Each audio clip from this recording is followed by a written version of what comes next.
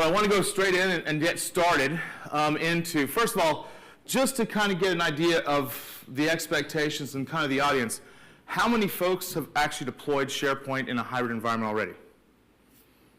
Fantastic, 3, 4. Okay, so I want to kind of set the expectations. There has actually been several sessions on hybrid deployments. And so what we're going to be doing is obviously concentrating more on the big high-level pieces, although we can go as deep as you want. I do have a full-blown environment that I've been using for demonstrations and also for, I guess Microsoft uses it for sales engagements as well, pre-sales. It is actually all the way back in Dallas to my home, the on-prem version on multiple Hyper-V host servers, and then of course SharePoint Online. I do have the identity management, entire identity management system of the hybrid environment in Azure IaaS. One of the reasons is obviously especially from a sales perspective, Microsoft is looking for some of those quick wins. Let's not also forget that once we actually deploy that into Azure IaaS, we have a lot of the benefits of the IaaS platform when we need that identity management. And I'll talk a little bit more about some of my clients specifically and some of the things I've run across near the end of the presentation. So as far as our agenda goes, first off, why hybrid? Just because you can, and you'll hear me say this over and over again, does not mean you should. There's a lot of hype right now, even from the first post of announcing SharePoint Server 2016 from Julia White and in the product group, to a lot of the sessions even in conferences like this or across the world on hybrid. That does not mean that we should obviously go ahead and just simply jump into it. I'm a business requirements guy. And so it's always going to drive back to what are the requirements of the organization, especially from a SharePoint functionality perspective. However, there are some strong benefits. So let's first, and we'll go into the top topologies. We'll talk about outbound, inbound, obviously those high-level pieces, what they perform, what they do for it. And you'll notice I got a little silly on this because if you're not familiar with obviously some of the identity management, you know we started off with DirSync. We still call it directory synchronization, but the tool was DirSync. And then we went to AADSync, and actually we're still in AADSync. We just now have the AAD Connect. And literally that's happened, and how fast does that happen? Within a year that we've actually gone through these tools.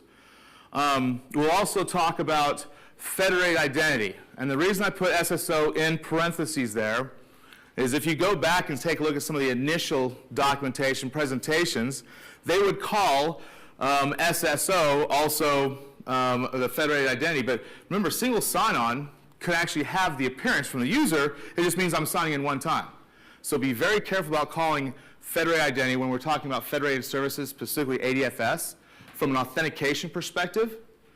SSO, because we do have other ways. For instance, if you go into a browser, save your password, I've signed in one time, I'm still getting that single sign-on experience. And that's one of the reasons some of us are kind of get touchy on when we start talking about the SSO perspective. And so I'll refer to it as Federated Identity. One of the things that I added very, very recently was, and this is kind of cool, I know Kirk Evans presented yesterday on the Azure AD application proxy. And we were actually discussing this yesterday. So this was something I put in literally about 2 weeks ago.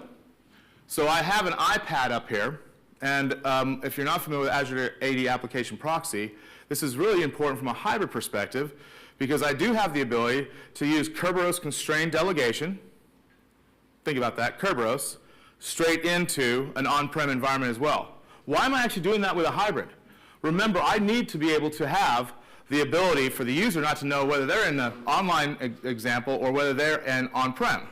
And when we got into the why are we actually even thinking about hybrid, and specifically why would we have the on-prem component of a hybrid situation, hopefully that will actually make a little bit more sense.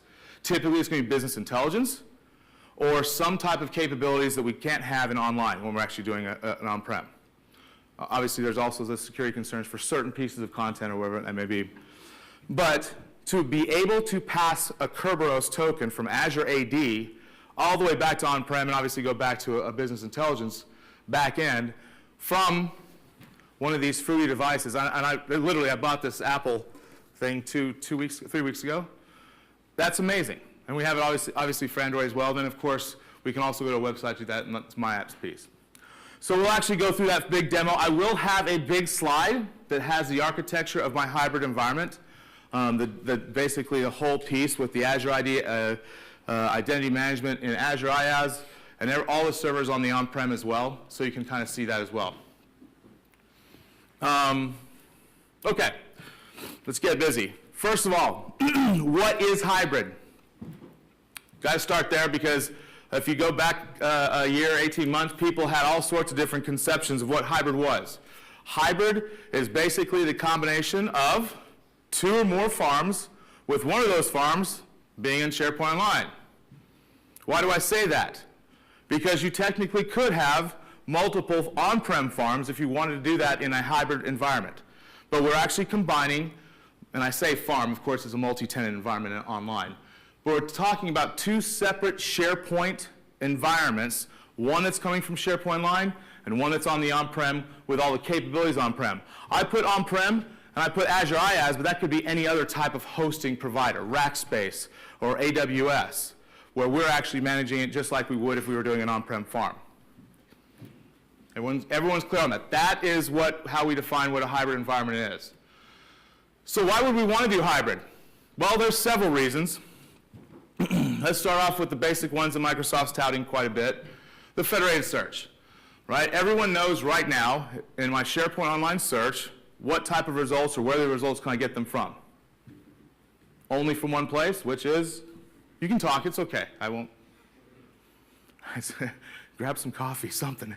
So if we have, on SharePoint Online, we can only get the results that are in online, period. Well, what was one of the founding principles of SharePoint? Going all the way back to 2001. Search. Enterprise search. Enterprise search capabilities. So all of a sudden, I've basically taken away the quote-unquote enterprise search. I'm only able to search the online SharePoint content. Now, we're seeing some really cool stuff that's coming out, and that's going to change over time. But that's obviously something that's very important now. So if I have documents on-prem and file shares, if you don't want to go ahead and move terabytes up to the cloud and into SharePoint Online, which probably wouldn't do, then you'll probably want to be able to have some form of search ability. I know there's a lot of clients I work with that one of the only reasons they do that is simply to have the capability to search many, many, many terabytes, if not more, of information on-prem and make those results available no matter where they are. Okay? Second piece. BCS.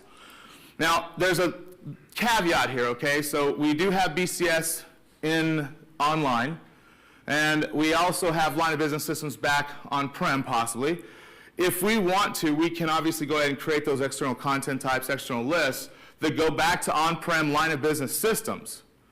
However, there is some caveats to that as to we can't do everything straight from online, so we would actually go ahead and utilize a BCS environment, BCS service application on-prem to expose some of those other data sources that are on-prem.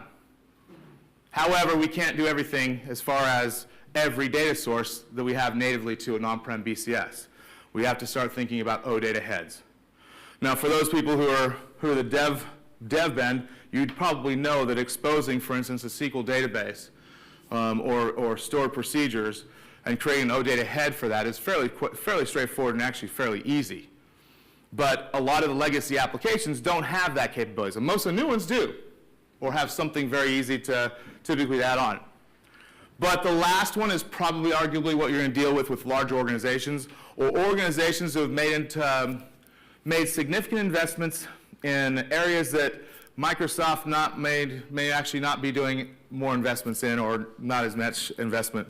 And that's, from our perspective, and I come from a BI database background and developer background, that would be your SQL Server Business Intelligence on-prem. We've seen the shift. Remember when we had the SQL Server Business Intelligence from SharePoint, it was server-side. All this Power Pivot and Power View, remember what it was first, before we actually rolled back and now see it in the client, in the Excel add-ins, or actually natively in Excel, and even now with the Power BI application we have for other platforms, if you're not familiar with that one.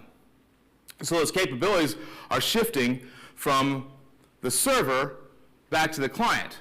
But my organization may have actually made the investments, significant investments in those technologies, like SQL Server reporting services, right? I love to talk BI because there's a lot of capabilities we have, and if it's greenfield, it's great, but unfortunately, I very rarely deal with greenfield, meaning it's a brand new environment. So the other piece, and I know that you're going to hear this, actually there's several sessions today and also on Thursday around the full trust code to obviously app model. This is where you're going to see the Office Dev PNP. If you're not looking at that now, I highly suggest it.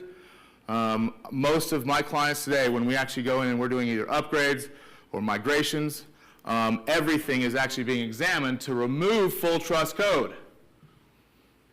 But we're never going to go to SharePoint Online, ever. And I would say probably of my clients percentage-wise, over a year to a year and a half ago, 50% of them are now actually either all the way online or have actually gone ahead and gone into pilots. So it's completely changed. But why is that also important from that perspective is if I decide to move to online, I still have a significant investment in full trust code solutions or third-party solutions that are full trust code, that pain point is going to be immense. From a cost perspective, from a functionality perspective, from a user perspective, et cetera. Does that make sense? So these are going to be the ones that are probably the most valuable, but I can't say that because federated search may be actually its requirements. Remember how I said business requirements drive everything. So that's obviously the why. But to get there, and I think everyone's probably, I'm going to go through this one because I expect everyone in here probably understand this. With obviously identity in Office 365, we've got to deal with the three types of identities that we deal with, whether it's a full-blown cloud identity. What I should do is actually just put a big old red cross across that first one. That's not going to work for a hybrid. I have to have some type of synchronization between the user object in AD on-prem and the user object in Azure AD. And that's going to be done via a directory synchronization or a federated identity. What's the difference? They're actually both doing synchronization. The only difference between the two is what? Authentication. Who handles authentication with this one? Come on. It's a question, I know. Is it too early? Who handles authentication with this? Who does it? Your AD or Azure AD? Azure AD. Who handles with this one? Your AD. It's ADFS, right? The Active Directory Federated Services. So this is typically also a very good method when you want to look to managing. Now, I will tell you, yes, it was more complicated. With AAD Connect, it's actually ridiculously a breeze, even with Multi-Forest, with doing the federated identity, because it does the configuration for you, everything. This one is also very easy, but Microsoft has actually pushed a lot of clients to go ahead and jump into this one because it was more difficult to do the federated identity. I will tell you, I will always recommend this for a medium to large size business. Always. Because I know that they're going to need the management. When one place, I'm taking care of it. I know that the second I disable a user, they can no longer authenticate through ADFS. There would be a lag time. Either it's insignificant or, God forbid, I wasn't able to do directory sync after the user was disabled on on-prem. Does that make sense? And why is that so critical? We'll talk about that a little bit more. Again, we're getting into the issue of just because you can does not mean you should. Spence Harbor, a good friend of mine, he's pounded this into my head multiple times ever since I had the opportunity of meeting him in the MCM program. But just simply common sense. Yes, it's cool technology. Yes, I'm a geek and I love to go ahead and play with that new technology, but that doesn't mean I need to go ahead and deploy that technology to my clients. It's always going to be based on the requirements. So when we talk about topologies from a hybrid environment, there's really three, but I would actually argue that we only basically break it down into really two. Now, you'll hear this inbound and outbound. Remember, every time that we're looking at the inbound, outbound, we're looking at it from the perspective of the on-prem environment. So if I'm looking at a SharePoint hybrid inbound, what would that be? That would be SharePoint Online coming inbound to me as SharePoint on-prem. If I'm talking about hybrid outbound, it's my on-prem going out to SharePoint Online. And there's one configuration different, and then of course we have the two-way, but the two-way is really just like the inbound. So I take a look at the outbound, the one thing I want to point out is basically all we're doing is providing SharePoint, the capabilities we have, and typically the only thing we do is a search capabilities from on-prem out to online. I want to point out there is nothing here in the internet or in the DMZ or anything like that. That's the kicker here. This is actually extremely easy. You don't have anything ridiculously easy to do on this one, okay? If you've been around SharePoint any time, I know it's all changed. The SharePoint 2013 has changed significantly from a configuration and UI perspective. But all I'm doing is saying, hey, that's a remote SharePoint search service application. Please just go ahead and bring me back those results from out there. Now, you also need to think about that, and we'll talk about that just a little bit later on in the presentation, of how I want to present that to the users. Because as much as people will tell you, you can't intermingle those two result sets into a one single result set that has all that information. They're two separate, and the online one is not something you can configure as far as two separate, what am I looking for? Search rules, if you will. All right, inbound. Inbound, I'm going from online, coming back into on-prem. But all of a sudden, something changed here. Even though it's one direction, I've got something in the middle between these two environments, these two SharePoint environments. There is now a reverse proxy sitting right out there in the middle. And as much as I'd love to say that reverse proxy is actually very easy, and actually getting much more easier to deploy, initially we had some issues. We had to wait for the web application proxy in 2012 R2, Windows Server 2012 R2, before we had a truly, how would I say, put this nicely, economical way of providing a reverse proxy. When we actually get to the reverse proxy devices, the official approved ones, we'll actually go through the requirements because just, we've got the F5 and obviously the Windows RAS, and God forbid you're still working with our wonderful old UAG or TMG. Again, really the only thing we have here is search, but you have an additional layer. Now I want you to take a look at this because architecturally, when we go to the two-way, it's identical, but notice what we have. When we go two-way, we have additional pieces here. I'm not going to concentrate on the SAP integration via Duet Enterprise Online, but that is important if you have an SAP environment. Right now, I just finished with an SAP integration, but we're doing it on-prem.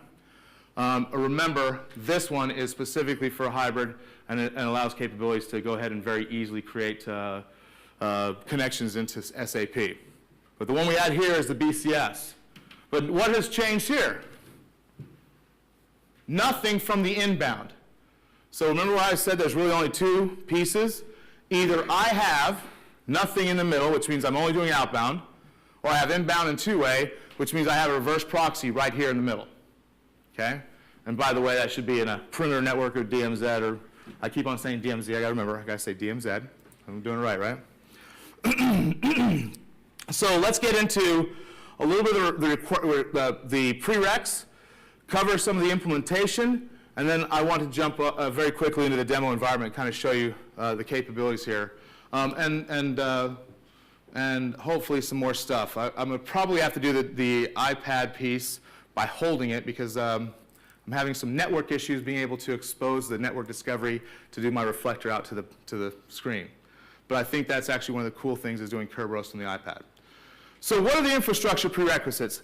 I will tell you from here on, I'm going to be concentrating primarily on the inbound and two-way. Because if you heard me, the outbound is fairly straightforward. All I'm doing is going to the service search application on-prem and basically saying, hey, I want you to go and get this out there. So I have to provide the credentials, et cetera. All right, a couple things here.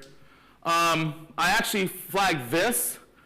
Not necessarily required only for inbound and two-way, which is more on the second one.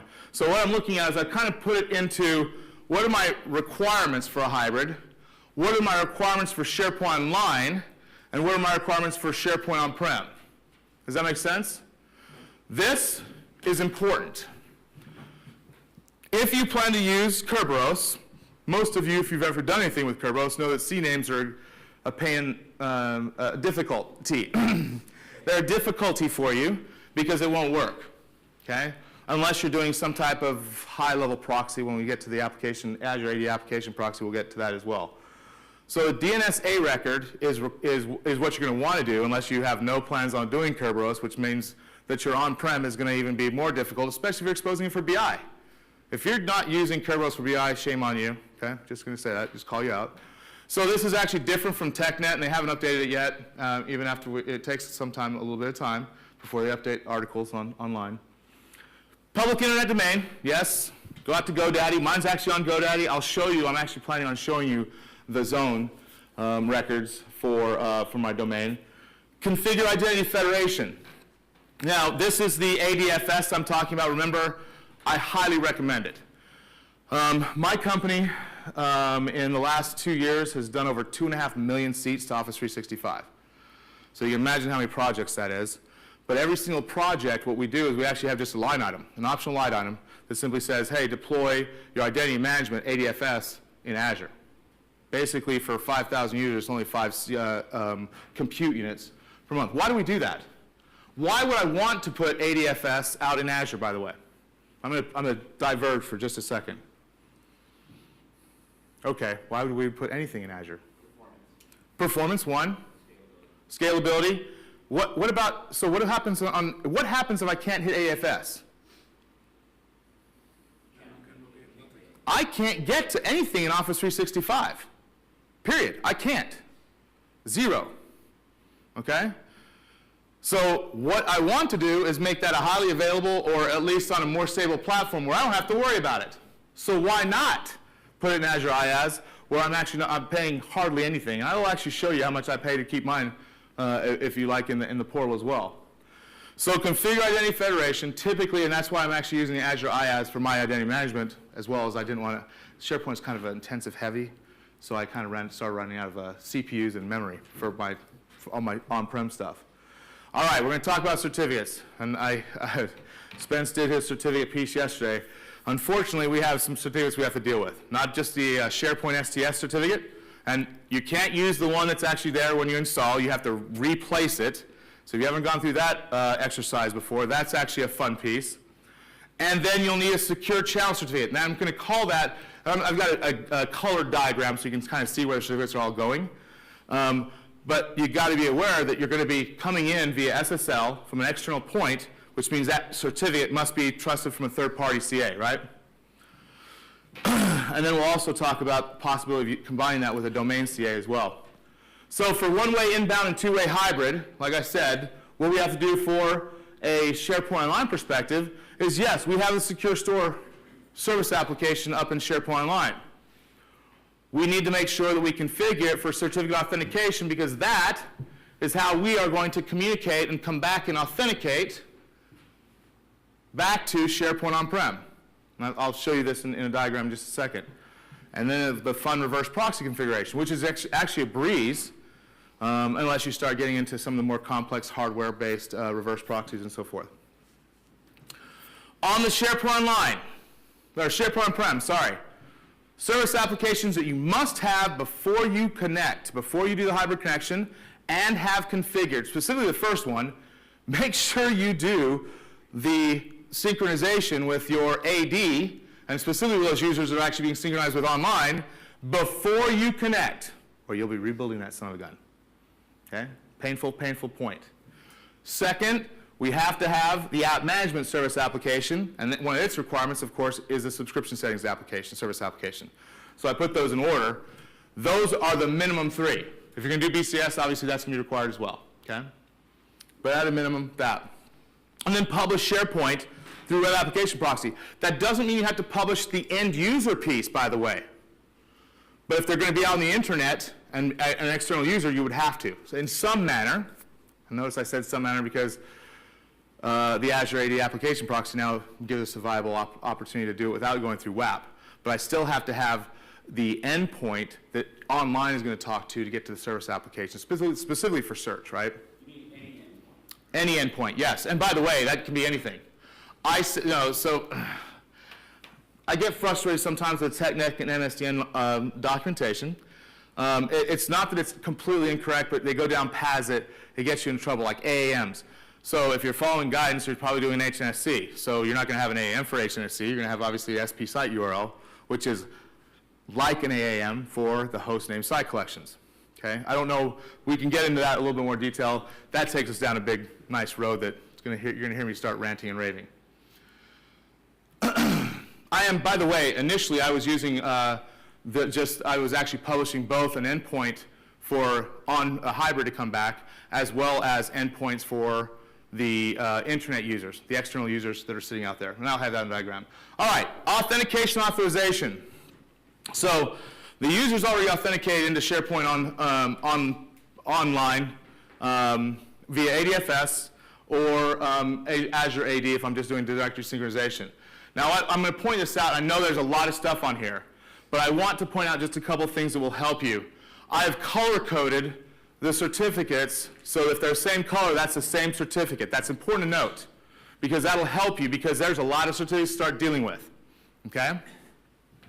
And these are actually the URLs and the users that I'm actually using in my environment. So if you remember when we were talking about the configuration, there were two different certificates, the STS certificate on SharePoint on-prem, and the third party, what I call the secure channel certificate, which was actually on the external point. This is my reverse proxy. So the external URL to this point for users, or possibly I could do it also for online, is https portal.techfocuslab.com. But that third-party certificate is the one that actually validates that it is truly portal.techfocus.com. So let's do it in this channel. If you'll notice, that same one here on the reverse proxy external point is in a secure store target application credential set. And when you upload that, it's actually the certificate and the password for the certificate. So obviously, you're using the PK file type, not the CER. Remember, CER doesn't include the password, right? Then, the next one that's critical is going to be my STS certificate that's on-prem. I mentioned, and you're going to have to do this, it's just something you have to do, is you have to replace the one that is actually put there or created when you install or set up SharePoint, configure SharePoint. You got to replace it, and of course that also means you have to replace it on every single server in your farm. Okay, so if you know that you're going to hybrid, by the way, if you're building, do it the first time on one server before you actually scale out the farm. Okay, just as a little hint. That is actually a separate one. You'll notice it's not in a target application, and I'll show you how to do that, because what we're doing is setting up the server-to-server trust so that online can communicate and actually access the service applications on-prem. Okay? Now, I'm going to get into this one right here. This one technically is not needed.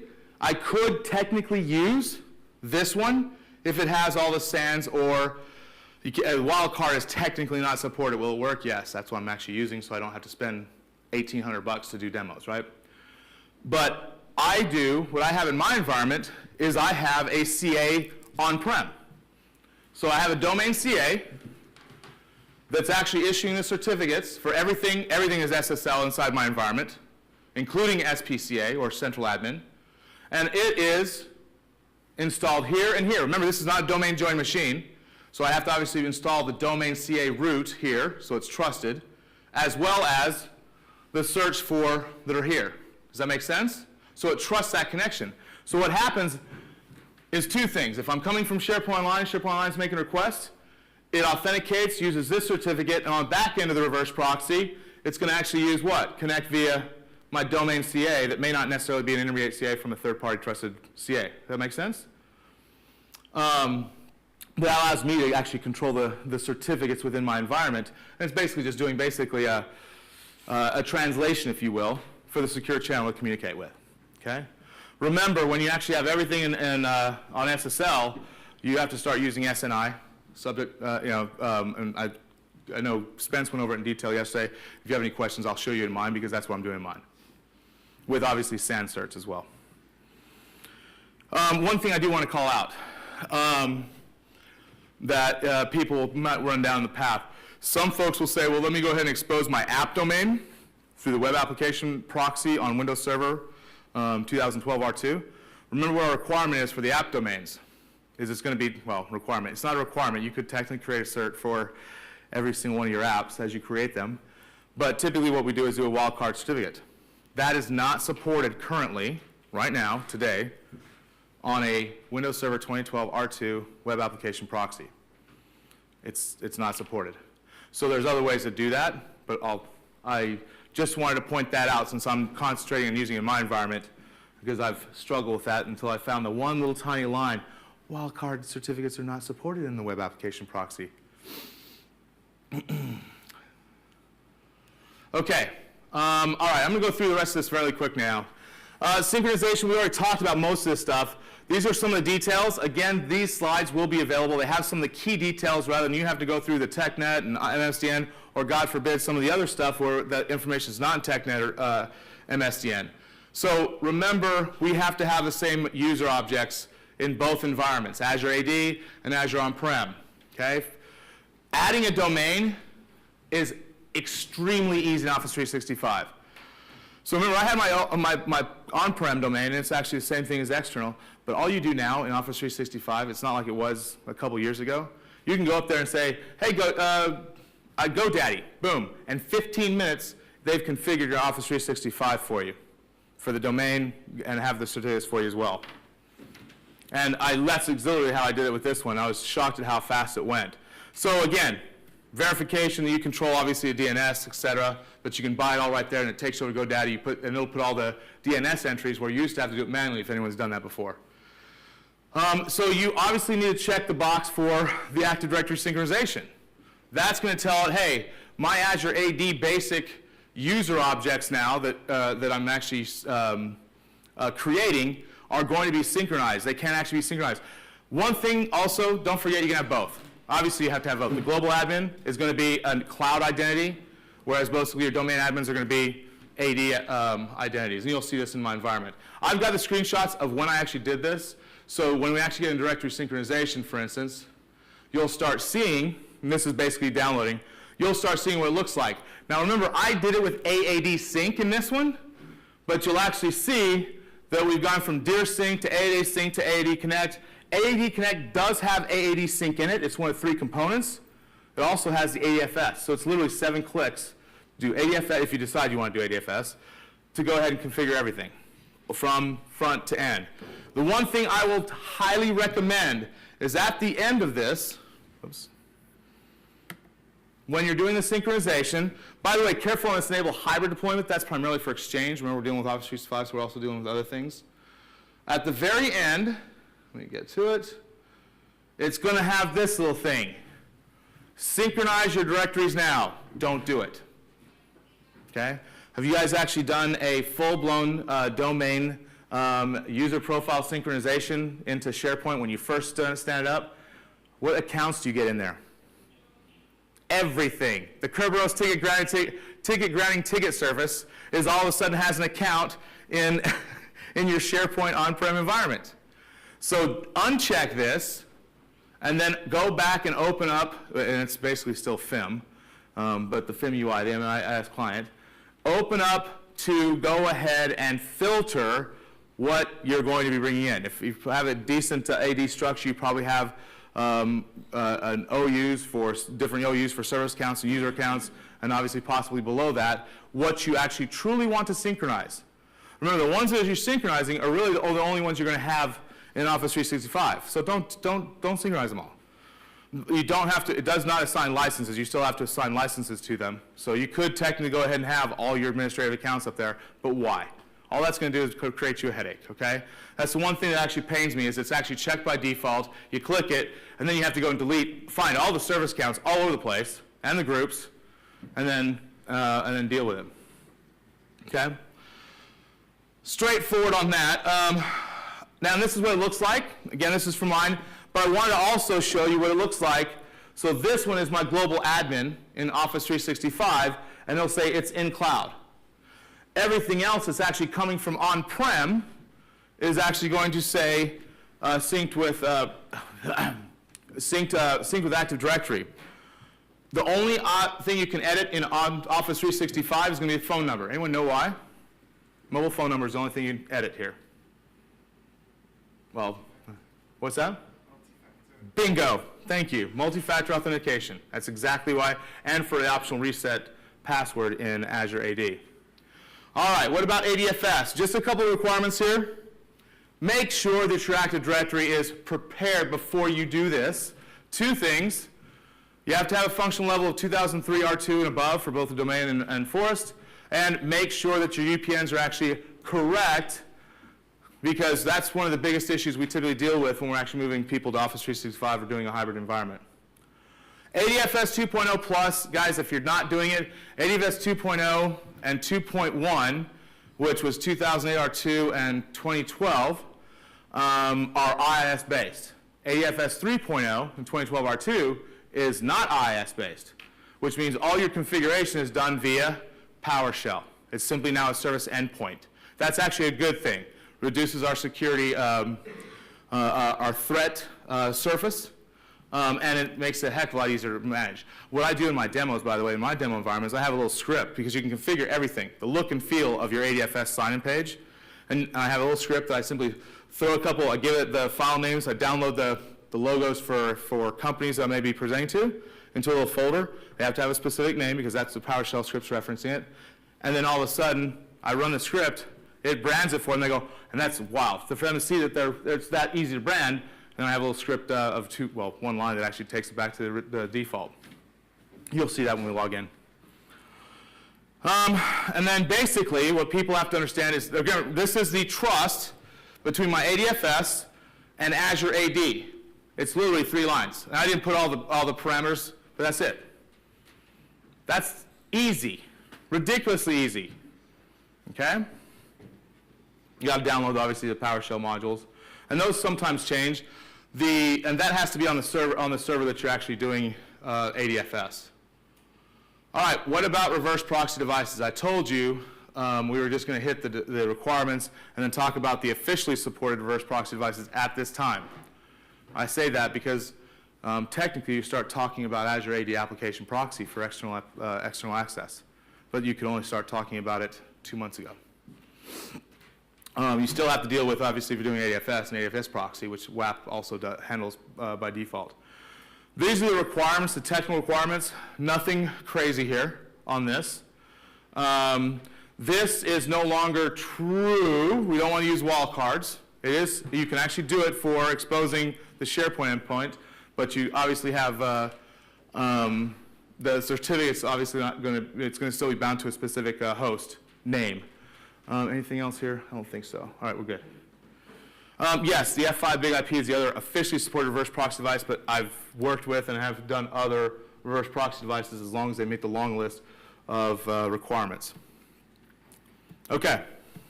And again, we talked about this. I'm just going to put this up here. And I did put this down here. Azure AD application is a new option depending on the requirements of your environment. Remember, there are some limitations. The new STS certificate, I've mentioned that. But setting up the S2S or server-to-server trust, server-to-server trust between the SharePoint on-prem and the online. And remember, that certificate is STS, and it's also inside the secure store, but not in a target application. There are basically just 7 steps. This is always going to be the same, this SPN, and you should know what the service principal name is. That's how it's actually delegating, right? This will be basically a wildcard of your domain, straightforward. Everything else is pretty straightforward. The PowerShell script to do the whole thing, it's a little bit more complicated than the 3 I gave you before, but it is there. And this is literally the script that I ran personally to go ahead and set up the server-server trust. Okay? The only things that you would be replacing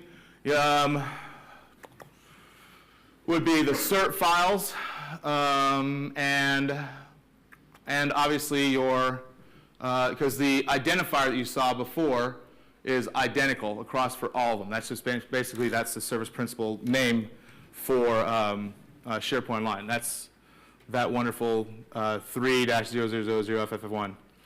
It's sad that I actually remember those things. Sad. Okay, let's talk about hybrid search. I'm going to do, you know what? I'm going to go through here really quick for hybrid search. 2 things.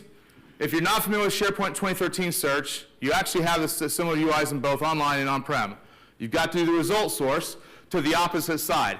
So SharePoint Online, for the outbound search, you're going to obviously go ahead and configure the SPO or SharePoint Online URL. For inbound, we're going to obviously do the SharePoint on-prem URL as the remote service URL for the search. Remember, these are just federated searches. And then we go ahead and create query rules. In my environment, I've got a publishing option of obviously just putting it at the very top just so you can see it.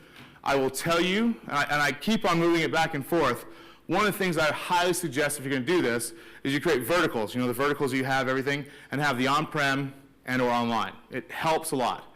But even at the end of the 5-block, the elevated block, you have a link to go get all the rest of the results. That's it. You're done. You got the search working. So those are the defaults. All right. Oh, yeah, thank you. Matt McDermott back. If you don't know Matthew McDermott, he's another Texan, by the way, so you have to deal with that. He just happens to be down in the more liberal area from Austin, and I'm from Dallas. I'm kidding. That was a personal joke. On the Azure IaaS for identity management, I'm going to just go ahead and jump up here really quick to my environment. That way you'll understand what we're dealing with. This is my environment, at least what we're using. The only other server I have in here now is an Azure AD application proxy connector that must reside over here. And that's only for the Azure AD application. That's the only thing that's added to this one. I actually have a client that's running Windows 8.1 Enterprise, simulating a guy on the intranet. I've got the full-blown server farm. It does have full BI capabilities. I've got an edge server that provides a site-to-site VPN full-time to Azure IaaS, and also provides the network address translation for all my servers on all my machines on-prem, so they can go directly out to the internet, right? Up here in Azure IaaS, I have a domain controller. I have the Azure AADSync or AADSync machine. I have the ADFS 3.0 machine. These are all domain joined, obviously the domain controller. And then I have the web application proxy in 2012 R2, which acts as two things. One, as the ADFS proxy server, as well as the web application proxy for the published endpoints for SharePoint on-prem. So if I'm an internet user, if I need to go on-prem, I would punch in the URL, it redirects me to the WAP, which actually then takes me through the site-to-site VM back into here, okay? Now that would not necessarily be how I do it in a real-world environment, but it is actually truly real-world, and the performance is actually fairly fast. Now I've only got a 300 meg up and down pipe to the internet from home, in my home office, okay? I say only, that was a joke, no one caught that. I would hope someone goes, wait, did you say 300 meg? Jeez. All right, so that's the environment we're going to work in. We're going to remote in. We're actually going to do it from an external user. We're going to do it for an internal user, show obviously the search results hybrid, but then we're going to try and do this, the next piece, which is the Azure AD application proxy. This is actually incredible, guys, because what you'll see is right now, I would expect, if I were a betting man, I would, oh goodness, I hit the button. If I were a betting man, I would bet that in a short time, this role could probably go away. This role might go away. You're going to love this one. And this role might go away. As full-blown IaaS VMs. Because what you're seeing is that web application proxy in 2012 R2, the same team that does that is in tight cahoots with these guys that are doing the Azure AD application proxy. And it's just a service, guys. So rather than actually standing up a server, having to maintain it, do the reboots and updates and patches, now I'm just using the service. And by the way, you don't have to have premium anymore. If you guys have been looking at that, we'll take a look at that real quick. These are the requirements for the firewall to go ahead and have for the Azure AD connector. I told you that one extra server. How easy is it to do? These screenshots are actually old because yesterday they updated the service, the syncing service. Why? Now you have custom URLs available. And it kind of messed me up because I wanted to do custom URLs, but I couldn't get the DNS to propagate and get a certificate fast enough. So what will happen is they'll actually go ahead, a couple things here, just details on how to set that up. You go out there, click on that. By the way, this is Kerberos. You do have to have Kerberos on-prem configured. Remember, I'm actually talking about using Kerberos constrained delegation. I have a slide for review if you're not familiar with Kerberos.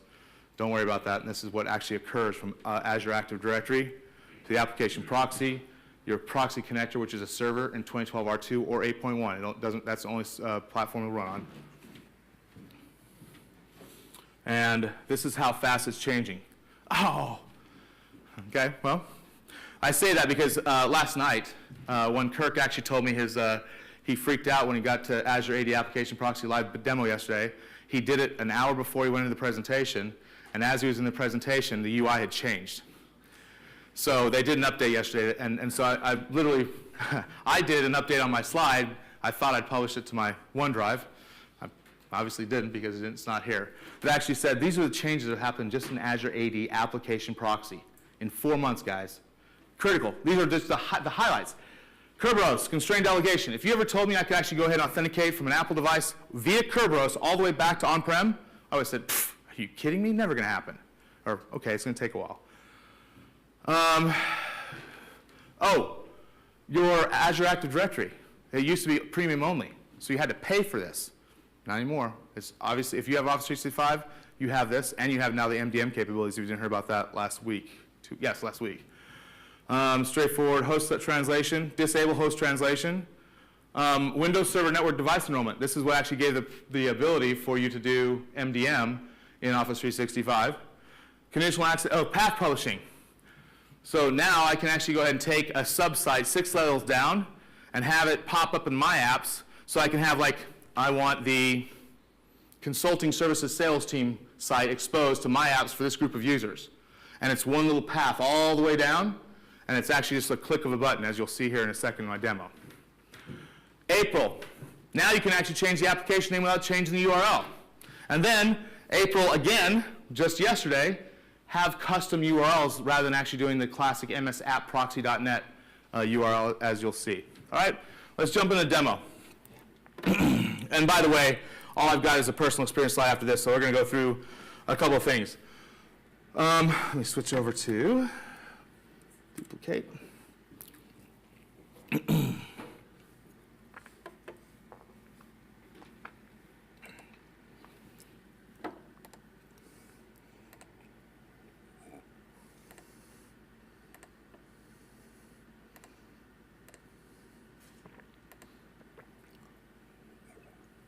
Wow, that's nice.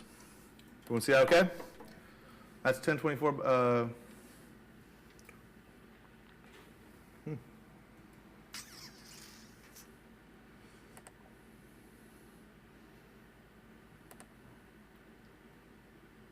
Let me just try one other thing real quick before I don't think it's going to let me do it. 1024 by 768? Oh, do you?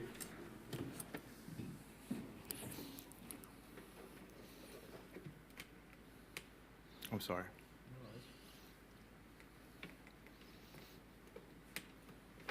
Don't worry about it. No worries. There we go. Oh, that should work. Everyone see that okay? Thank you. All right, so I'm going to go first off to on-prem really quick. These are my servers on-prem, and I'm going to go ahead and minimize this for just a second. Before I do this, let me show you the stuff I have here locally. I have Azure. Remember I told you Office 365 has Azure AD Standard. And so I'm using my global admin tenant, my account, to access the Azure portal, and all it has, of course, when I actually take a look at it, is just Azure AD. So I come over to Azure AD, and I take a look at, for instance, the users or the groups that are being synchronized. You'll actually see where the source is from, okay? So you'll notice I even have the ability to grant other types of accounts the ability to be admins in Azure AD. This is a Hotmail account. This is my Live ID Microsoft account, whatever you want to call it, because it's had several names. Passport, if you want to go all the way back, right? And then, of course, you see the local Active Directory and then the Windows Azure AD, which is technically my global admin when I set up Office 365. Okay? What about groups? Don't forget, yes, the groups can come over and you can specify what groups are coming. I actually do have it filtered, as I told you, about doing it when I do the DirSync. So, a couple things here. Local Active Directory, there are some of these groups that actually have to come over, that I actually brought over. This one's actually interesting. It's Office 365 OneDrive. What I have in my on-prem is I only want users in that group are the only ones who are going to have OneDrive in Office 365. So if they're not a member of that group, they get redirected to on-prem my sites, right, if you want to call it OneDrive for Business. And if they're a member of that, which means they've actually gotten a license for Office 365, they get redirected to OneDrive in Office 365. That's ridiculously easy to configure as well. I don't know who the SharePoint masters are. I've got a couple folks there. And then resources, et cetera, and executive assistants. The executive assistants, I'm an executive assistant because my wife is an executive, just so you know. She has an account here, as you saw from over here. All right, let's go take a look at it from what it looks like from a perspective of an external user. So this computer is not domain joined.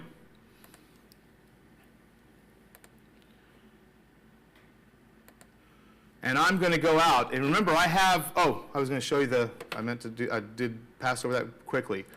And fetch. Yeah, you saw the password? Good, okay.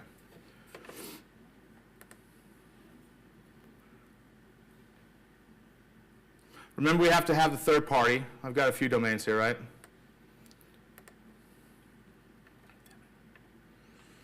Here's my DNS zone file. I wanted to show you all this. My A records are the ones that are pointing to my web application proxy. By the way, root, since I remember doing an HNSC, hostname site collection, this is the root. Portal, teams are the two site collections. They're distinct URLs. And then the SP hybrid, I think you know what that is. That's the endpoint that Matt actually mentioned before, where it just simply is the external endpoint to get to anything in there. It's literally, it's an SP site URL, is basically what it is, like an AAM if I was doing managed paths, okay? It's simply not going to be where I'm redirecting it to the users. The my is the my site or OneDrive for Business on-prem as well. So I've got those, and then of course, down below, I've actually got the C names for the non-web application proxy pieces going over to the MS app proxy. The one I was trying to do this morning for a demo or last night and this morning, I was waiting for the DNS to propagate, was actually doing two things. Do a brand new custom URL exposure through Azure AD application proxy. We wasn't able to do that. All right, let's go back to our on-prem now. I was going to log in. Last thing on my machine over here. Log in as an external user.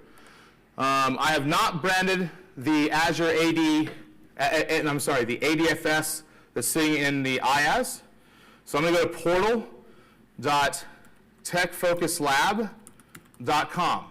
Now to be clear, remember this is not using the Azure AD application proxy. This is using the web application proxy in my Azure IaaS, going back through site-side VM, coming back in. And when it comes through, no, I do HTTPS. Oh, give me a break. Yes. So what's happening here is I actually hit that. It's going to say, hey, what are your credentials? What are my credentials? I changed them. Hope that's it. And I'll actually be on-prem when it warms up and comes back. So that's on-prem. I've only exposed the user applications there. Okay? So I also have access to Teams as well.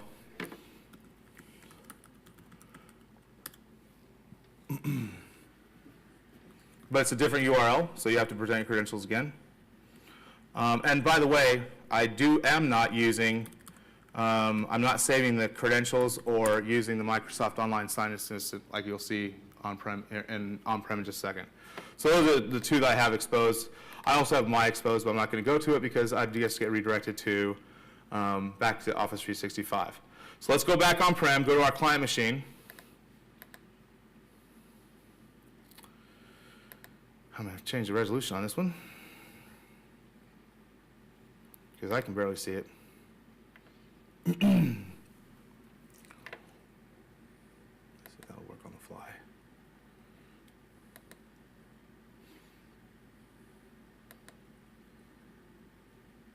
I'm also watching my metrics as they spike. That's my Hyper-V piece that shows all the servers. Damn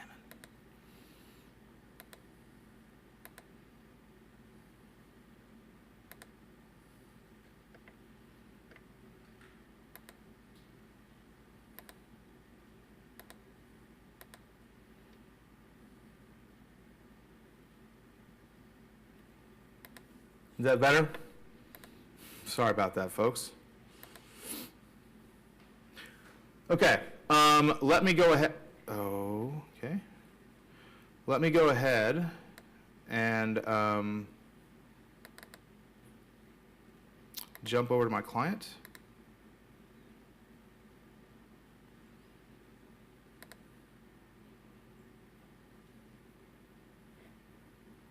Let me do one more thing here.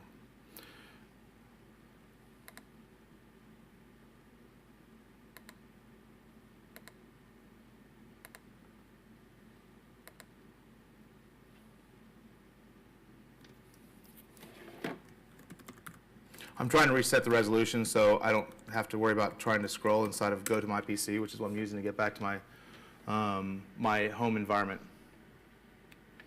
So I just stop that.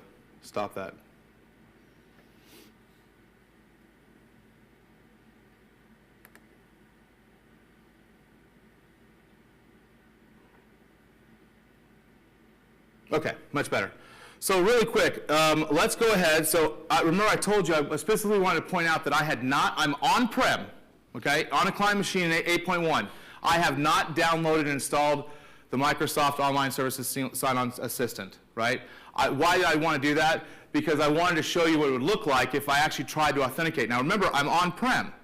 That ADFS server, I'm actually doing a split brain DNS here, so it does know what the ADFS server, and it's not even going to have to go out to, like we actually get prompted when we go to SharePoint Online outside. So when I punch in, hey, I need to go online, and I go ahead and hit tab, I'm already authenticated with the domain controller, boom, I don't even have to do anything. Now if I had the Microsoft Online Signing System, it wouldn't even get this, okay? So I'm now out to SharePoint Online, and you can tell by the SharePoint.com. One more thing, I'm signed in as Miguel Wood, who happens to be an Office 365 user of the Office 365 group. So I'm going to do two things. I'm going to jump over here, go to OneDrive, watch what happens to it. The URL then takes me out to, it's signed in, got ADFS, and bounced straight over to SharePoint.com for my. Last little piece here before I jump out of this, because I know I'm running out of time, is let's go ahead and do an enterprise search. And again, this configuration is obviously the same on both. Well, just see SharePoint. Trying to think of something that's going to be on both sides, so you can actually see. Because if there's no results from the federated search environment, you're not going to get anything back over here.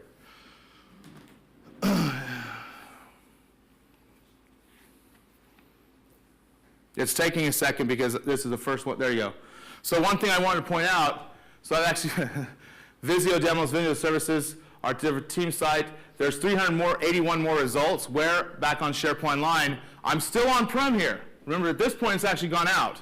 And this is what I was talking about, the verticals, where I actually configure the verticals. I would typically, and I normally do, and then I take it away so I can show people how to do it, is I'll have an on-prem, or something a little bit nicer than on-prem, and online. So they can actually go ahead and filter down to just getting the results from that location. The second I click out over here to 381 results, and that's just simply a configuration in the query result set, and it's going to go right out to SharePoint.com and return all the results for the term that you actually did. Okay? Same thing back and forth on a two-way. If you have any questions, I know that there's another talk after this. I do want to show, if anyone's actually interested in seeing the Kerberos authentication, I'll do it up here. We didn't have the ability to do the network where I could actually do the reflector to AirPlay on my machine because they block it. So if you do want to see that, it's literally using the same account, same piece, but it's actually using Kerberos inside the My Apps application you download from iTunes using Azure AD Application Proxy. I'll be glad to show that to anyone that wants to stick around and actually see that afterwards. Any questions, y'all? I know there's a lot. Remember, as I told you, there was a lot here to cover. I'll be around, obviously, the whole time. I don't leave till Saturday. I have to partake of obviously, the environment while I'm here in the UK. So I plan on doing that Thursday evening, Friday, and a little bit Saturday, because I don't leave till late Saturday afternoon and Saturday night. So thank you very much for your hospitality. It's been phenomenal. If there have any questions, please let me know. I'll be right here afterwards.